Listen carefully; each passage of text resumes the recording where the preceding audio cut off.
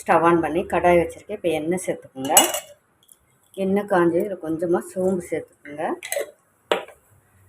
சோம்பு பொரிஞ்சதும் நமக்கு இதில் வெங்காயம், பச்சை மிளகா, கருவேப்பிலை எடுத்துருக்கேன். இப்போ அதையும் நம்ம சேர்த்துக்கலாம் எண்ணெயில்.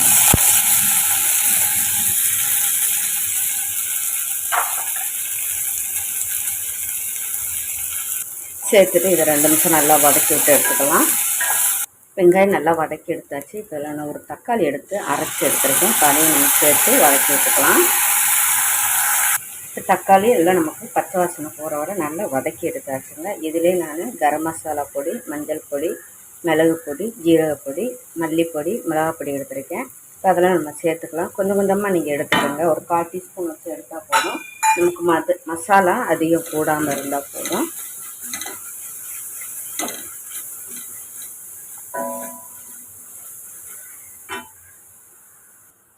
இதில் 1 ஸ்பூன் அளவுக்கு தண்ணி விட்டு நம்ம மசாலாவை வதக்கி எடுத்துக்கலாம்.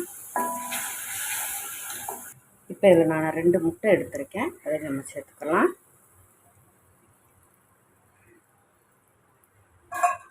சேர்த்துட்டு நமக்கு முட்டைக்கு தேவையான உப்பு சேர்த்து நம்ம வதக்கி விட்டுக்கலாம்.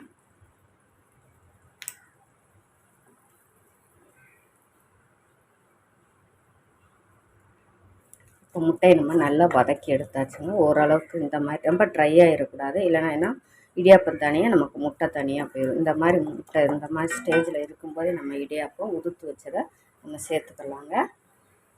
சேர்த்துட்டு ஏற்கனவே நம்ம இடியாப்பத்தில் உப்பு போட்டு தான் நம்ம பிழிஞ்சிருக்கோம். இப்போ இதை நம்ம மிக்ஸ் பண்ணி எடுத்துக்கலாம். இந்த மாதிரி இருக்கும்போது நம்ம இடியாப்பமும் முட்டையும் நல்லா செட் ஆகி வரும்போது சாப்பிட்றதுக்கு ரொம்ப டேஸ்ட்டாக இருக்குங்க. நீங்கள் ரொம்ப ட்ரை ஆகிட்டிங்கன்னா முட்டை தனியாக நிற்கும், இடியாப்பம் தனியாக நிற்கும். இப்போ உங்களுக்கு டேஸ்ட் இருக்காது. இந்த மாதிரி நம்ம கிளறி விட்டு எடுத்துக்கலாம்.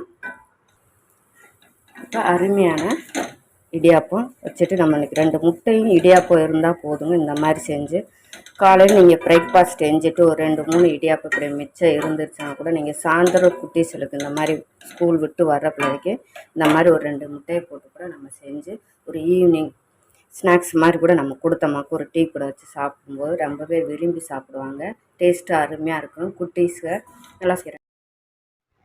இப்போ ஸ்டவ் ஆன் பண்ணி ஒரு கடாய் வச்சுருக்கேன். இப்போ கடாயில் எண்ணெய் சேர்த்துக்கலாம்.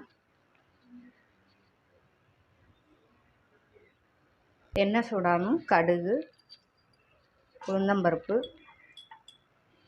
ஜீரகம். இப்போ கடுகு பொரிஞ்சதுமே நான் வெங்காயம், ஜீரகம், பச்சை மிளகா சேர்த்துருக்கேன். இப்போ அதையும் சேர்த்து நம்ம வதக்கி விட்டுக்கலாம். நான் அரைக்கீரை அலசி வச்சுருக்கேன். இப்போ அதையும் சேர்த்துக்கலாம். ஒரு கைப்பிடி அளவுக்கு எடுத்துருக்கேன்.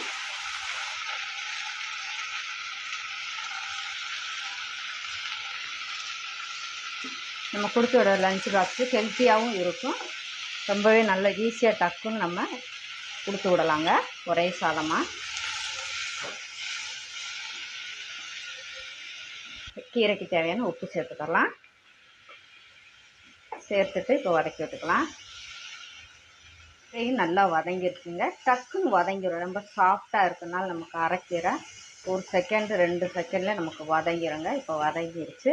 இப்போ நம்ம வடித்து வச்ச சாதம் நான் எடுத்துருக்கேன். இப்போ அதையும் சேர்த்துக்கலாம். ஏற்கனவே நம்ம சாதத்தில் எப்பயுமே உப்பு போட்டு தான் வடிப்போம். அதனால நம்ம உப்பு போட தேவையில்லை. உப்பு போடாமல் நீங்கள் வடிச்சிங்கனாக்க நீங்கள் இந்த மாதிரி கீரை சாதம் செய்யும்போது நீங்கள் நல்லெண்ணெய் ஊற்றி கூட செய்யலாங்க. அப்படியே அந்த கீரையில் நல்லெண்ணெய் ஊற்றி சாப்பிட்ட ஃபீல் இருக்குங்க. இப்போ ரெடி ஆயிடுச்சு. ஆன் பண்ணி ஒரு கடாய் வச்சுருக்கேன். இப்போ நம்ம அதில் எண்ணெய் சேர்த்துக்கலாம். சேர்த்துட்டு இப்போ 1 ஸ்பூன் இஞ்சி பொடியாக நறுக்குனது அதையும் சேர்த்துக்கலாம். வெங்காயம், முட்டைக்கோசு, வெங்காயம், கேப்சிகம் இதெல்லாம் இப்போ நம்ம சேர்த்துக்கலாம். கொஞ்சம் கருவேப்பிலை, காரத்துக்கு ஒரு மிளகாய், இதை இப்போ உப்பு சேர்த்து வதக்கிடலாம்.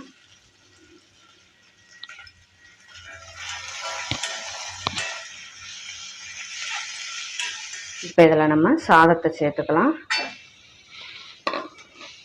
சாதத்தில் உப்பு போட்டு தான் வடிச்சிருக்கோம். இருந்தாலும் நீங்கள் செக் பண்ணிவிட்டு கம்மியாக சேர்த்துக்குங்க. இதில் 1 டீஸ்பூன் அளவுக்கு தக்காளி சாஸ் சேர்த்துக்குங்க. சேர்த்துட்டு 1 டீஸ்பூன் அளவுக்கு சோயா சாஸ், இந்த பெப்பர் சேர்த்துக்கலாம்.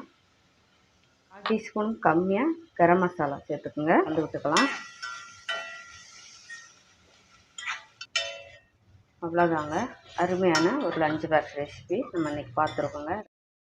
இன்றைக்கி நம்ம பூண்டு சாதம் தாங்க பார்க்க போகிறோம். Lunch box recipe. இதுக்கு ஸ்டவ் ஆன் பண்ணி ஒரு கடாய் வச்சுருக்கேன். பாருங்கள், எண்ணெய் சேர்த்துக்குங்க.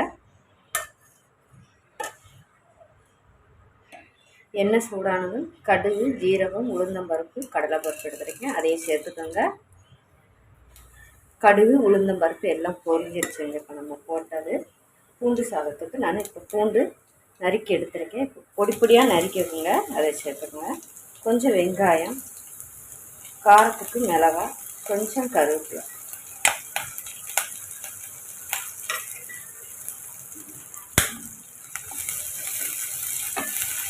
இதை நம்ம வதக்கி விட்டுக்கலாம்.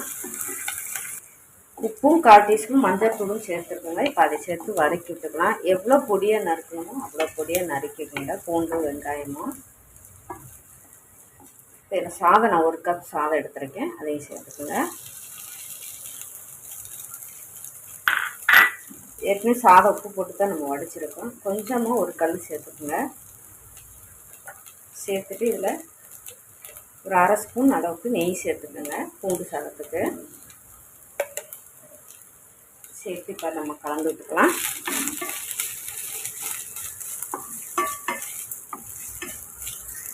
இதில் ஒரு 2 சொட்டு லெமன் சேர்த்துக்குங்க.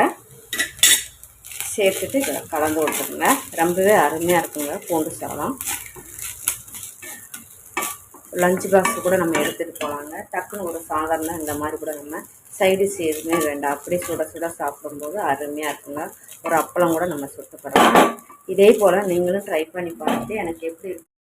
இப்போ ஸ்டவ் ஆன் பண்ணி கடாய் வச்சுருக்கேன். இப்போ அதில் நம்ம எண்ணெய் சேர்த்துக்கலாம். நல்லெண்ணெய் எடுத்துருக்கேங்க. நீங்கள் நல்லெண்ணெய் இருந்தால் எடுத்துக்கோங்க, இல்லை நெய் ஊற்றினாலும் நீங்கள் நெய் ஊற்றிக்கோங்க. ஆனால் நெய் இல்லைன்னா நெய்யை விட நமக்கு நல்லெண்ணெய் பெஸ்ட்டுங்க மிளகு சாதத்துக்கு.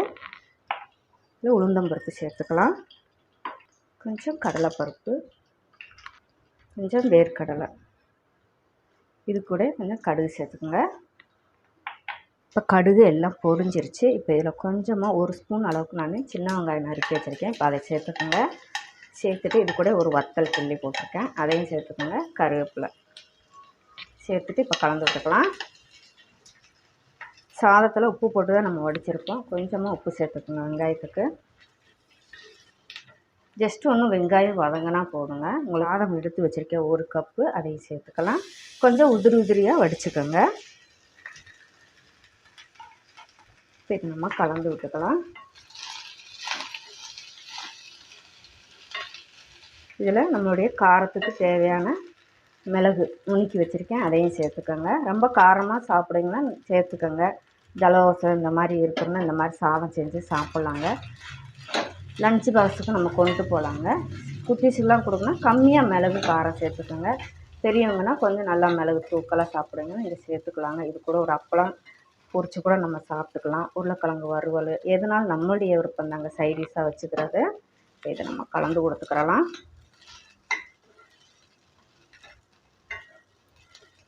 அவ்வளோதாங்க, ஸ்டவ் ஆஃப் பண்ணிக்கலாம். எல்லாம் மிக்ஸ் ஆயிடுச்சுனாக்கா நம்ம ஸ்டவ் ஆஃப் பண்ணிக்கிற வேண்டியதாங்க.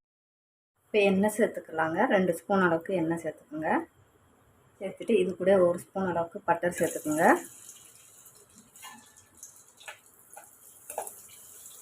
சேர்த்துட்டு இது கூட வெங்காயம், இது கூட ஒரு மிளகாய் கட் பண்ணி எடுத்துருக்கேன், அதையும் சேர்த்துக்கோங்க. சேர்த்துட்டு கேப்சிகம் கொஞ்சம் எடுத்துருக்கேன், கோஸ் கொஞ்சம் கேரட்டு, பீன்ஸ், இது கூட கொஞ்சம் வேக வச்ச பட்டாணி எடுத்துருக்கேன், அதையும் சேர்த்துக்கோங்க. சேர்த்துட்டு இதுக்கு தேவையான உப்பு சேர்த்துக்கலாம். இப்போ இதை நம்ம கலந்து விட்டுக்கலாங்க. இப்போ சாதத்தையும் நம்ம போட்டுக்கலாம். சிம்மில் போட்டுக்கோங்க. சாதத்தை ஏற்கனவே நம்ம உப்பு போட்டு தான் வடிச்சிருக்கோம், இருந்தாலும் கொஞ்சம் உப்பு சேர்த்துக்கோங்க. 1 ஸ்பூன் அளவுக்கு சோயா சாஸ் சேர்த்துக்கோங்க. 1/4 டீஸ்பூன் மிளகாய் பொடி, 1 டீஸ்பூன் கரம் மசாலா பொடி சேர்த்துக்கோங்க. 1/2 ஸ்பூன் மிளகுத்தூள் சேர்த்துக்கோங்க. சேர்த்துட்டு இப்போ இதை நம்ம கலந்து விட்டுக்கலாம்.